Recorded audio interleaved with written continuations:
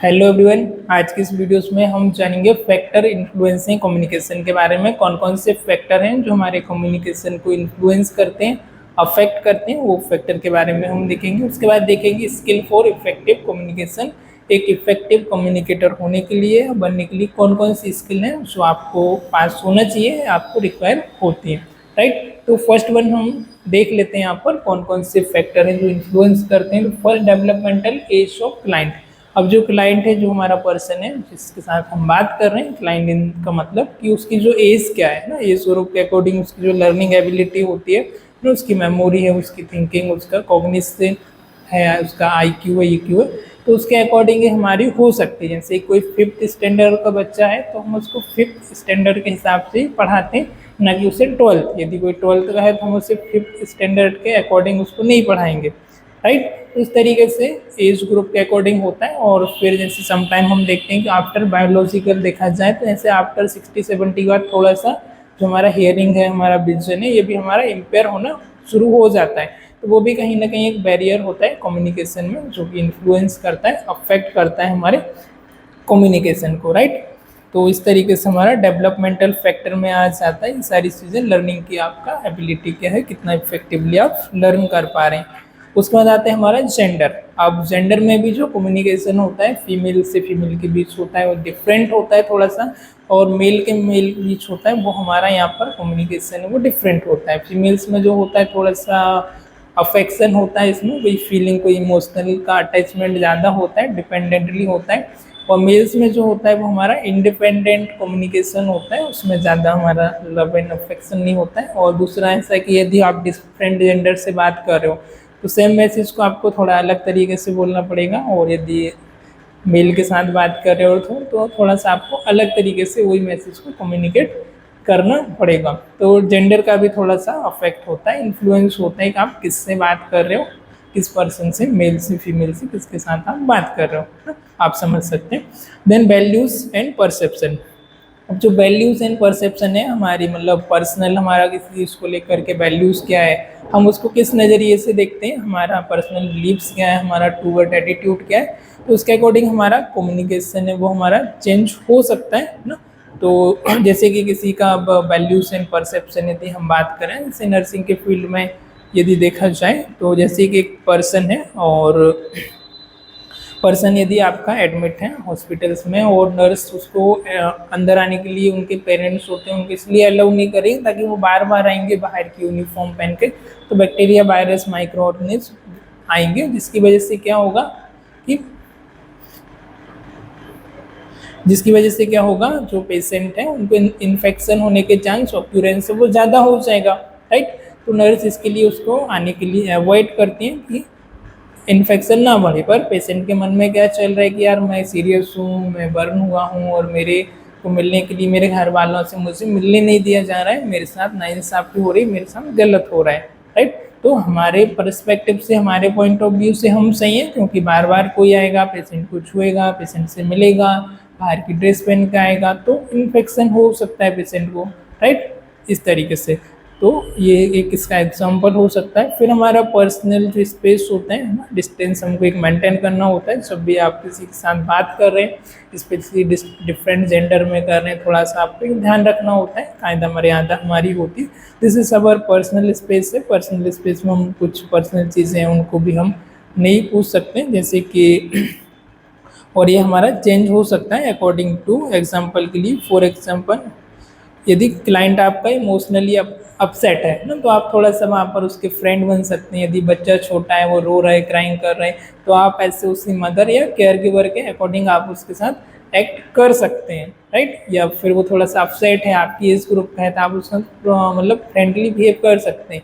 या फिर कोई जैसे प्रोफेशनल लेवल पर है तो आप वहाँ पर उससे प्रोफेशनली बात कर सकते हैं, नॉर्मल लेवल का है तो ये भी हमारा पर्सनल स्पेस होता है कि आपको किस तरीके से बात करना, बेस्ड अपॉन द, हम कह सकते हैं, रिलेशनशिप पे। यदि आपका क्लोज बॉन्डिंग है, IPR अच्छा है, तो आप थोड़ा सा उससे क्लोजली आ गए तो आप अच्छे तरीके से बात कर पाएंगे, राइट। तो वो फिर आता है हमारी टेरिटोरिटी। या टेरियोटिलिटी। इसमें क्या होता है, जो भी चीज़ें मतलब हमारे पास है ना, तो वो हम हमारा उनके ऊपर अधिकार है, वो चीज़ें हमको दी हुई है वो हमारे कब्जे में है। जैसे कि हॉस्पिटल में एक पेशेंट आया और हम उसको चेयर देते हैं, बेड साइड ट्रॉली देते हैं, हम कुछ यूटेंसिल्स देते हैं बर्तन खाने के लिए, तो हालांकि है वो हॉस्पिटल के, पर अभी हमने पेशेंट को दिए हैं, तो उस टाइम पर उस पेशेंट के, तो हम उनको यदि अरेंजमेंट करना चाह रहे हैं, रीअरेंज कर रहे हैं, हम यूज़ के लिए उनको ले रहे हैं, इधर से उठा के उधर रख रहे हैं, थोड़ा सा हमको पेशेंट की परमिशन लेना चाहिए कि सर मैडम मैं इनको ले सकती हूँ क्या, आपकी जो यूटेंसिल्स है, आपके जो इक्विपमेंट, इनको मैं यूज़ कर सकती हूँ, या मैं इसको यहाँ से उठा कर यहाँ रख सकती हूँ। तो ये थोड़ा सा ये भी हमारा अफेक्ट करता है कि हम मतलब डायरेक्टली तो नहीं ले सकते हैं ना, तो थोड़ा सा हमको उनको पूछना पड़ता है। तो दिस इज द टेरोटिलिटी में आ जाता है। तो टेकिंग, हमको समटाइम उनकी परमिशन लेना होता है कोई चीज़ को हमको इधर उधर करने के लिए, right. Then role and responsibility, roles and relationship, not responsibility. तो आपका रोल क्या है ना, जैसे आप कोई टीचर हैं तो वो स्टूडेंट के साथ एक अलग लेवल से कम्युनिकेट करेगा, वो एक अलग अफेक्ट करेगा। फ्रेंड है तो वो फ्रेंड के हिसाब से बात करेगा। किसी के लिए एक ही पर्सन अलग अलग आपका रोल निभाता है, जैसे कि मैं किसी के लिए बेटा भी हूँ, किसी के लिए टीचर भी हूँ, किसी के लिए फ्रेंड हूँ, शादी हो जाती है किसी के लिए मम्मी पापा भी हैं ना। तो इस तरीके से है ना, एम्प्लॉइज़ है तो हम बॉस, और उसका ऑफिशियल रिलेशन एक अलग होता है, तो उसके अकॉर्डिंग हमको एक इंसान को अलग अलग रोल प्ले करने होते हैं, तो अलग अलग तरीके से बात करनी होती है। आप बच्चे के साथ और बीवी के साथ एक ही तरीके से बात नहीं कर सकते, या बच्चे के साथ आपके या फिर एम्प्लॉय के साथ आपके वर्कमेट के साथ एक तरीके से बात नहीं कर सकते। वहाँ आपको जो आपका अलग तरीके से आपको बात करनी पड़ेगी। तो ये भी हमारा एक इन्फ्लुएंस करता है कम्युनिकेशन के अंदर।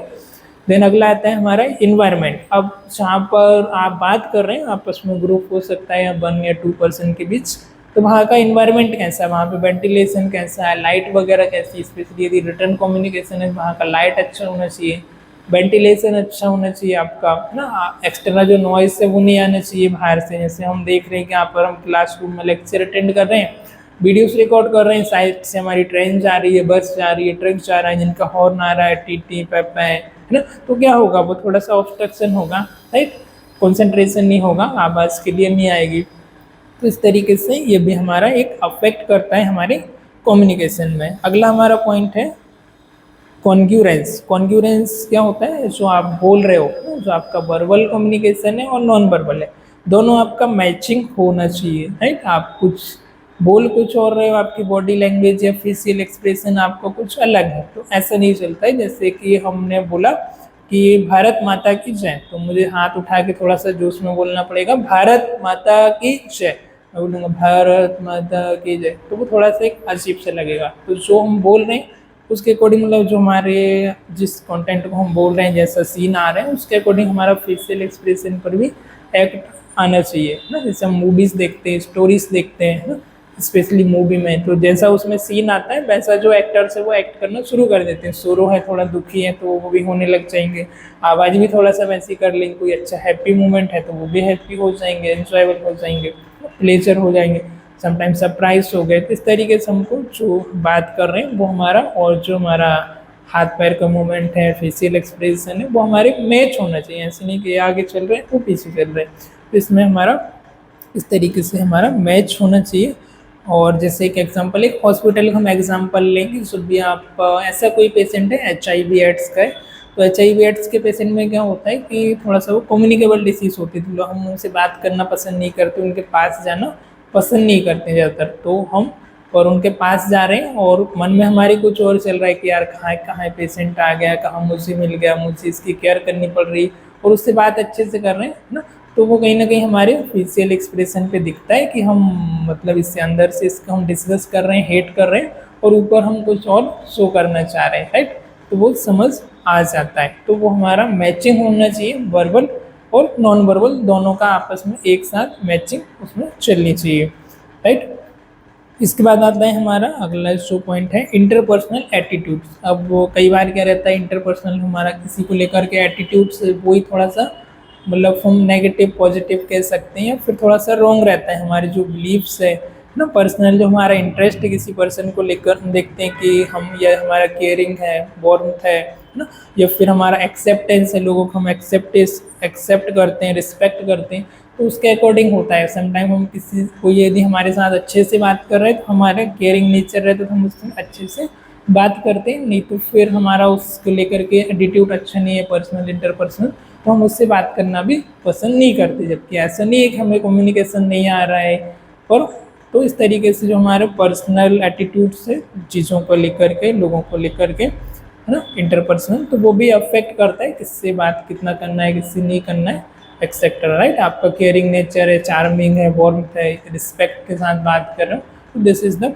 इंटरपर्सनल एटीट्यूड्स, ये भी आपका इन्फ्लुएंस करता है। तो आई होप इतना आप लोगों को क्लियर हुआ होगा। नाउ हम अभी बात कर लेते हैं स्किल फॉर इफेक्टिव कम्युनिकेशन। एक इफेक्टिव कम्युनिकेटर होने के लिए कौन कौन सी वो स्किल है जो आपके पास होनी चाहिए, जिनकी रिक्वायर होती है। फर्स्ट होता है आपका कॉन्फिडेंस। कॉन्फिडेंस, जब भी आप अपनी बात बोल रहे हैं तो आपको खुद के ऊपर कॉन्फिडेंस होना चाहिए, है ना। जो भी आप टॉपिक है पार्टिकुलर, यदि आप पब्लिक गैदरिंग में है, किसी को आप कोई इन्फॉर्मेशन दे रहे हैं किसी टॉपिक पर, तो आपको सेल्फ के ऊपर कॉन्फिडेंस होना चाहिए। कॉन्फिडेंस मतलब ये नहीं कि अपनी बात को चिल्ला चिल्ला के बोलना है ना, तो this is not confidence. Sometime हम कुछ झूठ भी बोल रहे होते हैं और तो उसको भी हम इतनी तेज़ आवाज़ में बोलते हैं, चिल्ला के बोलते हैं, हमको ऐसा लगता है कि कॉन्फिडेंस है, मतलब सही बोल रहा है, तो ऐसा नहीं होता है। आपको जो अपनी बात है और जो कॉन्फिडेंस है वो कैसे आएगा, जो हमारा फेशियल एक्सप्रेशन है वो हर चीज़ में दिखता है, वो झलकता है। तो ये आएगा यदि आपके पास जिस भी आप टॉपिक पर बात कर रहे हो या जिस भी चीज़ से रिलेटेड है उसके ऊपर आपको नॉलेज होना चाहिए, आपका एक्सपीरियंस होनी चाहिए, आपके पास स्किल होना चाहिए ना। एक्सपीरियंस नॉलेज के साथ साथ आपको स्किल भी होना चाहिए। स्किल जैसे कम्युनिकेशन स्किल भी आपके पास होना चाहिए। भले एक टॉपिक है आपको बहुत अच्छे से आता है, आप उसमें मास्टर हो, आपने रट लिया है, या आपको एक्सपीरियंस, पर आपको बोल नहीं पा रहे हो, आप लोगों के सामने हेजिटेट हो रहे हो थोड़ा सा, है ना, तो वो भी एक रीज़न हो सकता है। आपका जो थोड़ा सा स्किल भी होना चाहिए, आपका एक्सपीरियंस होना चाहिए, और ये सारी चीज़ें आती है बार बार प्रैक्टिस करने से। जब तक आप बार बार प्रैक्टिस नहीं करेंगे तो वो नहीं आएगा। तो repetition is the learning of mother. तो बार बार आप प्रैक्टिस करेंगे, एक बार गिरेंगे, दो बार गिरेंगे, तीन बार गिरेंगे, पर हम कहते हैं कि वो एक जीत को पाने के लिए 99 हार भी स्वीकार करो, उसको एक्सेप्ट करो, फिर गिरो, फिर उठो, फिर गिरो, और वो एक जो जीत मिलेगी, जो इस बार आप विन होंगे, वो बहुत ही इंजॉयफुल होगी, बहुत ही एक कह सकते हैं हम बहुत शानदार ज़बरदस्त होगी, राइट। तो उसके लिए 99 हार सहना जरूरी होता है, पर इतना लोग सह नहीं पाते हैं, राइट। तो इस तरीके से हम कॉन्फिडेंस डेवलप कर सकते हैं। क्रिटिकल थिंकिंग, जो हमारी क्रिटिकल थिंकिंग हम यहाँ पर बोल सकते हैं, जो भी हम इंफॉर्मेशन है उनको हमको एनालाइज करना है, मतलब बोलने से पहले तोलना है, आप क्या चीज़ें बोल रहे हो उसके पहले सोच लो वो लोगों को कितना अफेक्ट कर रही है ना, किसी को हर्ट तो नहीं कर रही, एक्सेट्रा। ये आपका क्रिटिकल थिंकिंग आ जाता है, उसको एनालाइज करना, जो भी आप मैसेज को कन्वे कर रहे हो, है ना, think before speak, right. Then analytical, आपका जो एनालिटिकल होना चाहिए, जो भी आप बोल रहे हो ना, तो उसका रिसिपिएंट जो आपके ऑडियंस है, आपकी बातों का कितना अफेक्ट पड़ रहा है ना, तो वो फेशियल एक्सप्रेशन से और वो सारी चीज़ों समझ आता है कि कितना वो आपकी बात में सामने वाला पर्सन वो इंटरेस्टेड है या नहीं है, या वो सुनना ही नहीं चाह रहा है। कई बार होता है कि भाई हम बड़बड़ाए जा रहे हैं, बोले जा रहे हैं, पर सामने वाला तो उसमें इंटरेस्ट ही नहीं ले रहा है। तो वो आपका इफेक्टिव वे में जाना चाहिए, और कितना उसका इंटरेस्ट आ रहा है, कितना फीडबैक रिस्पॉन्स आ रहा है, वो भी आपको एनालाइज करना वहाँ पर आना चाहिए, राइट। इसके बाद है हमारा ओपन माइंडेड। ओपन माइंडेड मतलब कि जो आपकी एबिलिटी है ना, तो ओपन माइंडेड मतलब आप किसी चीज़ को लर्न करने के लिए, सीखने के लिए, इन्फॉर्मेशन को एक्वायर करने के लिए आप क्यूरियस रहते हैं, आप ओपन है उस चीज़ को लेकर के, राइट। तो ये आ जाता है ओपन माइंडेड। क्लोज माइंडेड वाले लोग जैसे भाई मुझे तो सब कुछ आता है, मुझे कुछ चीज़ बताने की ज़रूरत नहीं है ना, तुम अपना देखो। तो इस तरीके से जो ओपन माइंडेड होते हैं वो हमेशा सीखने के लिए रेडी रहते हैं, फिर चाहे कोई उनसे छोटा हो चाहे कोई बड़ा हो, तो वो हर व्यक्ति से कुछ ना कुछ सीखने के लिए, उसको एक्सेप्ट करने के लिए रेडी रहते हैं, नई चीज़ों को एक्सप्लोर करने के लिए, लर्न करने के लिए। This is open minded. फिर अगला पॉइंट है एक्टिव लिसनिंग। एक्टिव लिसनिंग, आपकी जो लिसनिंग है वो एक्टिव होना चाहिए। कहते हैं कि एक एक्टिव लिसनर ही एक अच्छा स्पीकर बन सकता है, एक अच्छा स्टूडेंट ही अच्छा टीचर बन सकता है। तो बोलने से पहले हमको एक छोटे बन करके सीखना चाहिए, लोगों को सुनना चाहिए। जितना ज़्यादा आप लोगों को सुनेंगे और वही चीज़ें आप बाद में सुना सकते हो लोगों को, आप अच्छे ट्रेनर, अच्छे स्पीकर, अच्छे टीचर आप बन सकते हो। पर पहले आपको छोटे बन के चीज़ों को सीखना होगा, आपको लर्न करना होगा ज़्यादा से ज़्यादा, राइट। तो एक्टिव लिसनिंग होना चाहिए। साथ ही साथ एक्टिव लिसनिंग में जैसे कोई हमको कुछ बोल रहा है तो आप यस नो बोल सकते हो ना। हम किसी ने बोला are you agree with me, तो आप यस नो नोडिंग कर सकते हो। यदि आप उसकी बात से सहमत, हाँ सर, जी सर, यस, नहीं हो तो ऐसे कर सकते हो एक्सेट्रा। तो इसमें थोड़ा सा उसको लगता है सामने वाले को कि मेरी बात को ध्यान से सुन रहा है। नहीं तो कई बार क्या होता है कि हम मोबाइल चला रहे हैं इस तरीके से, सामने वाला बोले जा रहा है हाँ बोल ना, हाँ हाँ बोल बोल बोल, और हम इधर मोबाइल में ध्यान है। तो इस तरीके से कभी भी नहीं होना चाहिए, या फिर हम इधर उधर देखने लगते हैं। तो आई कांटेक्ट होना चाहिए, फेस टू फेस कन्वर्सेशन होनी चाहिए। एम्पैथेटिक मीन्स हम थोड़ा सा सामने वाले की जो फीलिंग है, एम्पैथेटिक है, उसको हमको समझना चाहिए, थोड़ा सा इमोशनल और रेशनल डिसीजन लेना चाहिए ना। तो सामने वाले की जगह पर खुद को रख करके एक बार वहाँ पर हमको सोचना चाहिए, उसके अकॉर्डिंग हमको डिसाइड करना चाहिए कि हमको क्या करना है क्या नहीं करना है। उसके बाद फिर हम वहाँ पर डिसीजन ले सकते हैं, ओनली नॉट ओनली लॉजिक या फिर इमोशनली। तो सामने वाले को खुद को सामने वाले की जगह पर रख करके देखना, थोड़ा सा एम्पैथी सहानुभूति के साथ डिसाइड करना। इससे क्या होता है, आपका जो ट्रस्ट है आपस में एक दूसरे के बीच, नर्स है और पेशेंट है या कोई पर्सन है, तो एक हमारे ट्रस्ट इससे बिल्ड होता है, अच्छा है ना, अच्छा रिलेशन और हमारा एक विश्वास बिल्ड होता है। अगला हमारा कॉन्फिडेंशियलिटी। अब कोई ऐसी बात है जो क्लाइंट ने हमको बताई है, किसी ने बताई है, जो किसी के साथ हमको शेयर नहीं करना है, और उसने इतना बोल दिया कि भाई ये बात किसी को मत बताना, फिर भी आप जानबूझकर 4-5 लोगों को बता देते हैं, तो फिर इसका इम्पैक्ट अच्छा नहीं पड़ता है। और जिस पर्सन ने आपके ऊपर विश्वास किया था, आपको वो बात बताई थी, आपने 4 को और बता दी, तो फिर थोड़ा सा बैड इंप्रेशन जाता है, इससे आपका रिलेशनशिप भी खराब होता है सामने वाले के साथ, और ये अच्छी बात भी नहीं है, राइट। या क्लाइंट ने आपको कुछ शेयर किया HIV उसको एड्स से, और वो ही आपने डॉक्टर नर्स को पता है यहाँ तक तो ठीक था, पर आपने पूरे आपके स्टाफ को बता दिया, एडमिन को बता दिया, रिसेप्शनिस्ट को बता दिया ना, अदर जो आपका स्टाफ उसको बता दिया। तो इस तरीके का बिहेवियर ठीक नहीं है। या फिर जो अटेंडेंट आए रिलीवर्स, उनको आपने शेयर कर दिया। तो आपको कॉन्फिडेंशियलिटी जितनी जो चीज़ें शेयर करने की है वो आप बिल्कुल शेयर करिए, और जो चीज़ें कीप सीक्रेट रखना है, प्राइवेट रखना है, उनको आप कॉन्फिडेंशियलिटी रखिए, तो ज़्यादा बेटर होगा, राइट। देन अगला है हमारा कॉन्फिडेंशियलिटी ऑनेस्ट ना। आप अपनी बात को लेकर के ईमानदार रहिए, जो भी आप बात कर रहे हैं उसमें आप ऑथेंटिक रहिए ना। इससे आपका ट्रस्ट भी बिल्ड होगा, अच्छा आपका रिलेशन होगा। आप किसी और के साथ कुछ और बोल रहे हैं, किसी और के साथ कुछ और बोल रहे हैं, तो बात को घुमाना फिराना, उल्लू बनाना बंद करो, और एकदम एक्टिव ऑनेस्ट रहो, अपनी बात पर एकदम स्टिक रहो, जो बात आपने बोली है उस पर आप बने रहो। तो आपको ऑनेस्ट होना चाहिए, ईमानदार होना चाहिए। ईमानदार होंगे तो बाकी चीज़ें भी, कॉन्फिडेंस भी आ जाएगा, हर चीज़ हो जाएगा। नॉलेजेबल, जो भी आप प्रोफेशनल आपके अंदर स्किल्स है, जिस भी टॉपिक पर आप बात करना चाह रहे हैं उसके ऊपर आपको सफिशिएंट नॉलेज होना चाहिए, आप उसमें मास्टर होना चाहिए। और है ना, 1 घंटे का भी स्पीच दे रहे हैं तो पहले आपको उसके लिए 10 घंटे की प्रिपरेशन लगती है, ऐसा किसी महान व्यक्ति ने कहा है। तो आपको नॉलेजेबल होना चाहिए, आप अपनी फील्ड के मास्टर उसमें होना चाहिए, तो आपको ऑटोमेटिकली कॉन्फिडेंस आ जाएगा। और अदर स्किल्स का भी आपको नॉलेज होना चाहिए। तो ये आपका नॉलेज अकॉर्डिंग टू चेंज हो सकता है, हमारे बिलीव्स के अकॉर्डिंग, परसेप्शन के अकॉर्डिंग, वैल्यूज़ के अकॉर्डिंग। तो इस तरीके से यहाँ पर हमारा आ जाता है। देन सिस्टमेटिक, जो भी आप कोई स्पीच डिलीवर कर रहे हो, जो भी आप बात बता रहे हो, वो आपकी सिस्टमेटिक होना चाहिए, है ना। एक के बाद एक हम कोई भी चीज़ है, हमारे पास 1 घंटे का टाइम है, तो हम जैसे इंट्रोडक्शन से शुरू करते हैं, इंट्रोडक्शन हो गया, डेफिनेशन हो गया, टाइप है, क्लासिफिकेशन है, फिर फंक्शन है ना, एक्सेट्रा। तो आप एक स्टेप से दूसरे स्टेप पर जाना है, ऐसा नहीं कि आप 1 से 4 पर चले जाओगे। जैसे आप फर्स्ट ईयर में हो, फिर सेकंड में आओगे, फिर थर्ड में, तो शुरू यहाँ से करना है, यहाँ के बाद डायरेक्ट आपको यहाँ जंप नहीं करना है, एक के बाद दूसरे पे जाना है, दूसरे के बाद तीसरे पे, तीसरे के बाद चौथे पे। यदि इस तरीके से आप सिस्टमेटिक, सिस्टम वाइज चलेंगे तो ये ज़्यादा बेटर होगा जब भी आप स्पीच दे रहे हैं, स्पेशली पब्लिक स्पीकिंग में या कोई ट्रेनिंग इवेंट वगैरह कर रहे हैं। अगला है हमारा टैक्टफुलनेस। टैक्टफुलनेस मतलब कि आप अपनी बात को किस तरीके से रख रहे हैं, किस तरीके से आप अपने मैसेज को लोगों को कन्वे कर रहे हैं, इन्फॉर्मेशन को कैसे कन्वे कर रहे हैं, और उसका जो रिस्पॉन्स है वो आपको कैसे मिल रहा है ना, किस तरीके का आपको रिस्पॉन्स मिल रहा है, वो भी आपको एनालाइज करना चाहिए।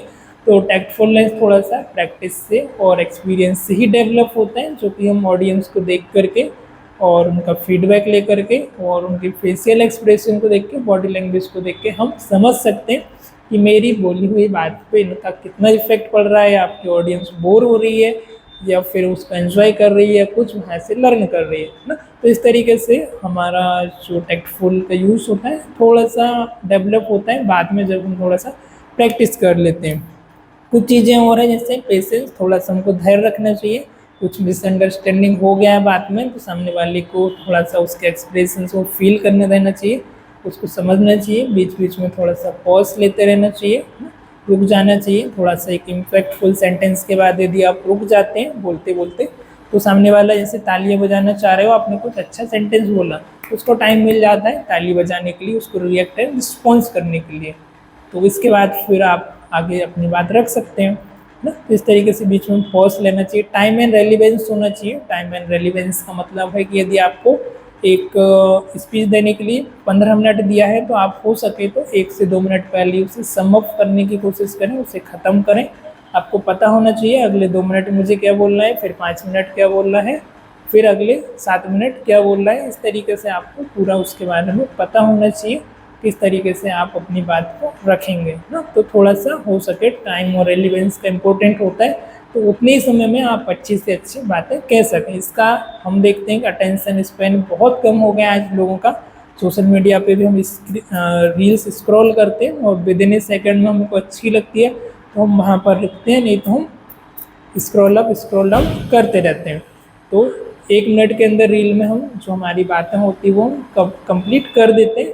1 घंटे का कोई स्टोरी हमको सुनाना है, कुछ मैसेज देना है तो 1 मिनट में हमारा क्लियर हो जाता है, राइट। तो इस तरीके से हमारा जो टाइम और रेलिवेंस है उसका भी बहुत ज़्यादा इम्पोर्टेंट होता है और ये ज़रूरी होता है, राइट।